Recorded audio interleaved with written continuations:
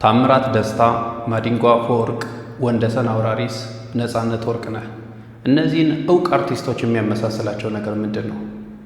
ሁሉም የሞቱት በድንገትና በማይታወቅ ምክንያት ነው። ለምን?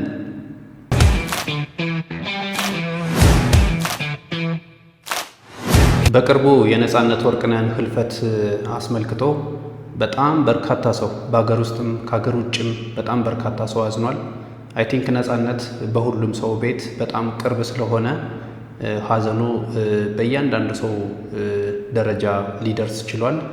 አብዛኞቹን አሳዝኗል። እስኪ በመጀመሪያ ምናልባት ላላያችሁ እኔን ጨምሮ አብዛኞቻችንን እጅግ ያሳዘነን ምናልባት ሳናስበው ሁሉ ያስነባንን የተወሰኑ ቪዲዮዎችን ትንሽ ልጋብዛችሁ።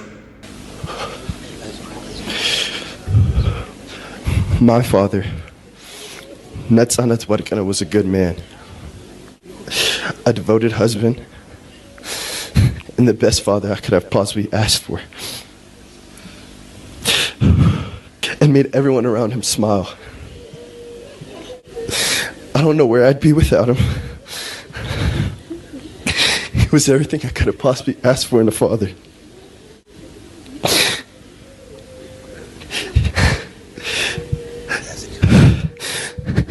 He gave me the lessons I needed to learn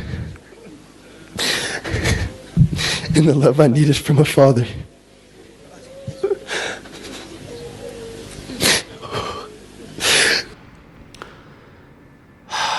ሀዘን ይጋባል፣ ሌሎቻችንን በጣም ያሳዝናል፣ ሀዘኑ በጣም ይጎዳል። ግን የአንዳንድ ሰው ሀዘን ደግሞ እንደገና የበለጠ ደግሞ ያስለቅሳል። ነፃነት የት ጋር ነህ? ውይ በዚህ ሰዓት አብረን ነበር። ነፂ አስሉኮ የት ጋር ነህ? አስሉኮ ወይኔ አሁን ታገስ ጋር ነበርን። አሁን ከአምስት ደቂቃ በኋላ እንገናኛለን። ነፂ ደረስኩ ትንፋሽ ላይ አመለጥክ። ነፂ እንዴ ላለፉት 29 ዓመታት ነፂ የተለያየ ነው። አንድ ወር አይሆንም። ነፂ እሱን ስታጣ በር ላይ አስቀምጠው የምትሄደው ጥለላቸው የምትሄደው ብር ማን ነው የሚጥልላቸው? ነፂዬ ወንድሜ፣ ጓደኛዬ፣ ነፂዬ ሁሉ ነገሬ ያንተን ልብስ ነው የምለብሰው ታውቃለህ። እየተለዋወጥን ነው የምናደርገው ወንድሜ። አልችልም በቃ። እነዚህ የጠቀስኳቸው ሰዎች እውቅ አርቲስቶች ናቸው። በነገራችን ላይ ስለማላስታውስ ነው እንደ አብዛኞቻችን እንጂ ሌሎችም በድንገት የሞቱ የሞታቸው ምክንያት ጨርሶ የማይታወቅ የተረሳ ብዙዎች አሉ። ስለ አርቲስቶች ያወራሁት ሁሉም ሰው ስለሚያውቃቸው እንዲያው በጋራ ለማሰብ እንዲጠቅመን እንጂ ሌሎች በየከተማው በየሰፈሩ በጣም ብዙ ሰዎች በተለያየ ምክንያት ይሞታሉ። አንድ ሁለተኛ በምን ደግሞ ሊሞቱ ይችላሉ? አሁን ከቅርብ ጊዜ ወዲህ ደግሞ በሀገራችን ከተፈጠረው አለመረጋጋት ጋር በተያያዘ በጣም ብዙ ሰዎች በጥይት ሕይወታቸውን ሲያጡ በተለያዩ ሚዲያዎች እንሰማለን። ነገር ግን እነሱም ቢሆኑ በምን ምክንያት ነው የሞቱት? በትክክል ተኩሶ የገደላቸው ሰው ማን ነው? ለምንድን ነው የገደላቸው? መንግስት ያንን ነገር ሊታደግ ሊከላከል ያልቻለበት ምክንያት ምንድን ነው የሚለውን በግልጽ እና ጄኒውን በሆነ መንገድ ለህዝብ ዲስክሎስ ሲደረግ ብዙ አንሰማ። በነገራችን ላይ የመንግስት ተቀዳሚ ፐርፖዝ ኦፍ ኤግዚስተንስ የመኖሩ የህልውና ዋና ዓላማ ምንድን ነው? የዜጎችን ደህንነትና መኖር ማረጋገጥ ነው። እንዲህ አይነት አደጋዎች ይከሰታሉ። ህዝቡ በጣም ያዝናል፣ በሀዘን በጣም ይደቆሳል። በምን ምክንያት ሊሞቱ ቻሉ የሚለውንም ምክንያትም ማወቅ ይፈልጋል። ነገር ግን መንግስት በመጀመሪያ ደረጃ የእነዚህን ዜጎች የደህንነት የማረጋገጥ ግዴታ አለበት አንደኛ። ሁለተኛ አደጋው ተከስቶ እንዲህ አይነት የህይወት ህልፈት በሚከሰትበት ጊዜ ደግሞ ይሄ ነገር እንዴት ነው ሊከሰት የቻለው፣ በምን ምክንያት ሊሆን ቻለ የሚለውን በትክክል በጥናት አረጋግጦ ለህዝቦቹ የማሳወቅ ግዴታ አለበት። ግን ይሄ ሲሆን አይታይም። እኔ ይህን ቪዲዮ ስሰራ አንዱ ዓላማ ምንድን ነው፣ እንዲህ አይነት ነገር ነገም ይከሰታል። ባይዘወይ ዛሬ ይሄ አደጋ ተከሰተ፣ እንዲህ አይነት ሞቶች ተከሰቱ፣ የምንወዳቸውን ሰዎች አጣን። ይሄ ነገር ነገም ይቀጥላል። ግን ጥናት ተደርጎ የሞቱበት ዋነኛ ዓላማ አትሊስት ሳይንቲፊካሊ ተረጋግጦ ለህዝቡ በሚዲያ ደግሞ ቢገለጽ ነገ ለሚከሰተው አደጋ፣ ነገ ለሚከሰተው ጉዳት፣ ነገ ለሚመጡ ሞቶች ያሁኑ እንደ ማስጠንቀቂያ የተለያዩ እርምጃዎችን ለመውሰድ እንደ መነሻ ሆኖ ያገለግላል። በነገራችን ላይ ዛሬ አንድ ሰው ሲሞት የሞተበት ምክንያት በትክክል ተጣርቶ ሲታወቅ አትሊስት እንዲህ አይነት ነገር እንዳይደገም የጥንቃቄ እርምጃዎችን ለመውሰድ እንደገና እንደ መነሻ ሆኖ ደግሞ እንደ ግብአት ሆኖ ደግሞ ያገለግላል። ግን ይሄ ሲሆን አይታይም። በነገራችን ላይ የአርቲስቶችን አነሳውኝ እንጂ በሀገር አቀፍ ደረጃ በጣም የሚታወቁ ግለሰቦች፣ ምናልባት በስም መጥራት ሳያስፈልገኝ አብዛኞቻችሁ የምታውቋቸው በጣም ስመጥር የሆኑ ግለሰቦች በድንገት ሙተው የሞታቸው ምክንያት ተድበስብሶ እንደዚህ ያለፈ በጣም ብዙ አሉ። ይሄ ግን እንዴት ሊሆን ይችላል? ስለዚህ ምናልባት ይሄ አይ ቲንክ ሰፋ ባለ ፖድካስት በዶክመንታሪ ኢቭን ሊሰራ የሚገባው ነው። ትኩረት ይስባል። ይሄ ነገር እንዲህ ተድበስብሶ እስከ መቼ ድረስ? የሰው ሕይወት በጣም ውድ ነገር ነው። ስለዚህ መንግስት ለዜጎቹ የእውነት በግለሰብ ደረጃ የሚያስብላቸው ከሆነ፣ ደህንነታቸው የሚያሳስበው ከሆነ በመጀመሪያ ደረጃ እንዲህ አይነት ጉዳት እንዳይደርስ ነቅቶ የመጠበቅ ግዴታ አለበት። እኔ በበሽታ ያለውን እየገለጽኩ አይደለም ያለሁት።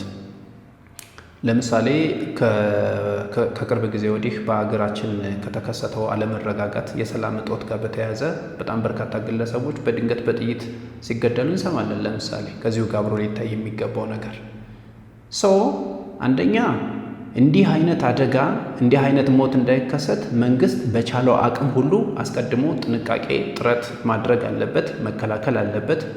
ከአቅም አልፎ ደግሞ ጉዳቱ በሚደርስ ጊዜ ደግሞ ያ ጉዳት እንዴት ነው ሊደርስ የቻለው? እንዲህ አይነት ነገር እንዴት ሊከሰት ቻለ?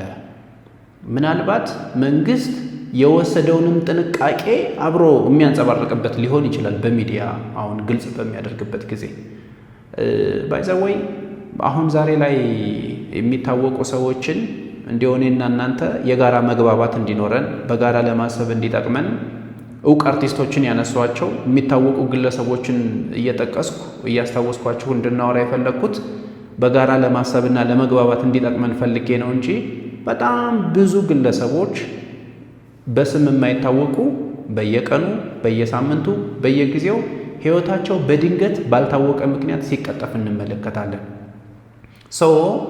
መንግስት ሲጀመር የመኖሩ ተቀዳሚ ዓላማ የዜጎቹን ደህንነት ማረጋገጥ እስከሆነ ድረስ አንደኛ ጉዳቱ እንዳይደርስ የመከላከል፣ ሁለተኛ ጉዳቱ በሚደርስበት ጊዜ ደግሞ ለዜጎቹ ለእያንዳንዱ ዜጋ ያለውን ኮንሰርን፣ ያለውን ጥንቃቄ፣ ያለውን አመለካከት የሚገልጽበት ያ ችግር እንዴት ሊከሰት ቻለ የሚለውን በተመለከተ ባለሙያዎች አሉ፣ የሰው ኃይል አለ፣ ያንን ፋይናንስ የሚያደርግበት አቅም አለው። መንግስት ትክክለኛ ጥናት አድርጎ ያ አደጋ የደረሰው በዚህ ምክንያት ነው፣ መንግስት ደግሞ አስቀድሞ ሊከላከለው ያልቻለውና በድንገት ከአቅም በላይ ሆኖ ሀብን ያደረገ ነው የሚለውን ነገር ሊገልጽ ይገባዋል። አለበለዚያ ለምሳሌ የነጻነት ወርቅነህን ሞት ጉዳይ በተመለከተ ከቅርብ ጊዜ ወዲህ በጣም ብዙ መላምቶች በሶሻል ሚዲያ ሲንቀሳቀሱ እንመለከታለን። በጣም ብዙ የሕክምና ባለሙያዎች፣ አንዳንድ ቲክቶክ ላይ የሚሰሩ ሰዎች፣ አክቲቪስቶች የመሰላቸውን ነገር እያራመዱ ይገኛሉ። አንዱ በዚህ ነው የሞተ ይላል፣ ሌላው ደግሞ በዚህ ምክንያት ነው የሞተ ይላል። መንግስት ትክክለኛ ባለሙያ መድቦ ተገቢ የሆነ ትኩረት ሰጥቶ ጥናት በማድረግ ትክክለኛውን የሞት ምክንያት መግለጽ እስካልቻለ ድረስ ሰዎች አልቧልታ ኢቭን ማመን ይጀምራሉ ማለት ነው። ለምሳሌ ይህን ልል የቻልኩት ለምንድን ነው? አሁን ሰሞኑን በቲክቶክ ላይ አንድ ልጅ መጣለች። ለምሳሌ ነፃነትን ጨምሮ በጣም እውቅ የሚባሉ አርቲስቶች የሞቱት በዚህ ምክንያት ነው የሚል ትንታኔ እየሰጠች ነው ያለች። እስኪ አብረን እንየው። ነፃነት ወርቅነህ ለየት ያለ የራሴ የሆነ አመለካከትና አስተያየት ስላለኝ ነው።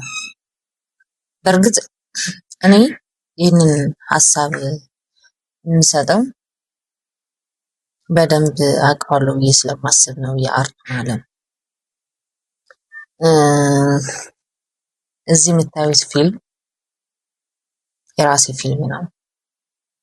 ድርሰቱ የራሴ ነው።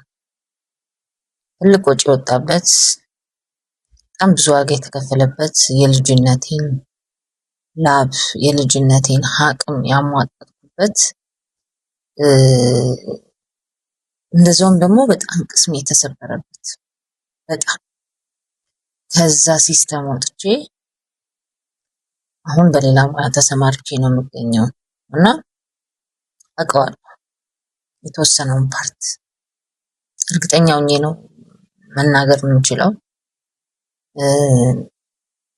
ብዙዎች አርቲስቶች ወይም ዝነኞችን ስናይ ከካሜራ በስተጀርባ እናውቃቸው አንቱ የምንላቸው በጣም የተከበሩ ብለን የምናከብራቸው ብዙዎች ነው ያሉት። ምርጥ ሰዎች መኖራቸው እንዳይዘነጋ እና የሚገርም የወረደ ተግባር ሲሰሩ እናያለን። ውስብስብ የሆነ ስራ ማለት ነው እና እኔም ምንድነው በነፂ አስተያየቴ የሆነ ሰው በክፉ መንፈስ አጥቅቶታል። ብዙዎችን ወጣት አርቲስቶች ታዋቂ የሆኑ የሚታዩ ብዙ ሰው የሚቀበላቸው በማስታወቂያ ስራ ወደ እነሱ ብዙ ገቢ የሚመጣ ከሆነ እርስ በራሳቸው የመጠላለፍ ሲስተም ነው የሚሰሩት። ሁሉን እያልኩ አይደለም። በክፉ መናፍስት ያጠቋቸዋል። ብዙዎችን ማየት ትችላላችሁ። ድንገት ነው የጤና ለውጥ የሚያጋጥማቸው። ድንገት ነው የአእምሮ መታወክ የሚያጋጥማቸው። ከዛ ወደ ጸበል ቦታ እንኳን ሄደው በየሃይማኖታቸው ጸሎት አድርገው ወይም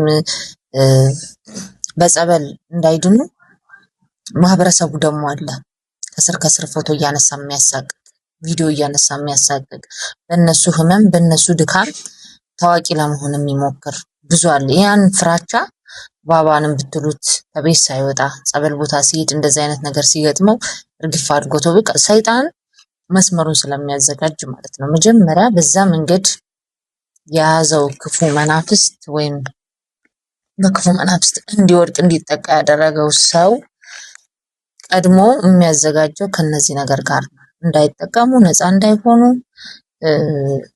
ራሳቸውን ነፃ አድርገው ጤነኛ እንዳይሆኑ በጣም ነው የሚጥሩት።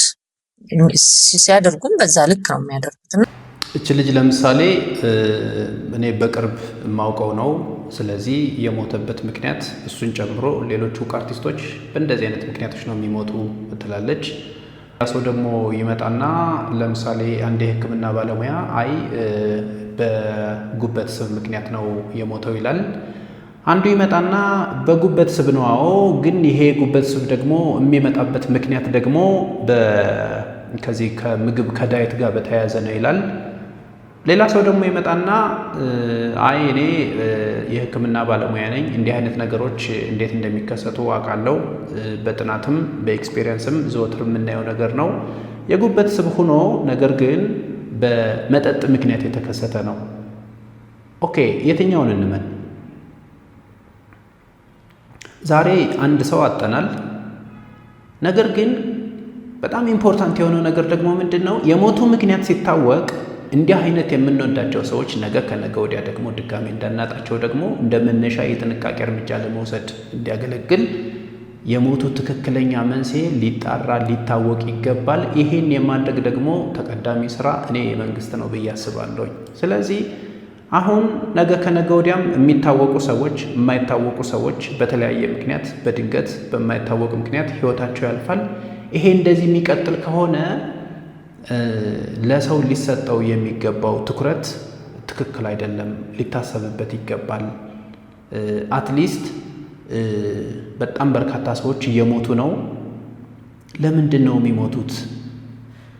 የሞቱት እንዲያው በምን ምክንያት ነው የሚለውን ነገር የሚመለከተው አካል አትሊስት ከዚህ በኋላ ትኩረት አድርጎ በትክክል ጥናት እየተደረገ ለህዝቡ በሚዲያ በኩል አድሬስ እንዲደረግ የመነሻ ቪዲዮ እንዲሆን ብዬ ነው ይሄን የሰራሁት።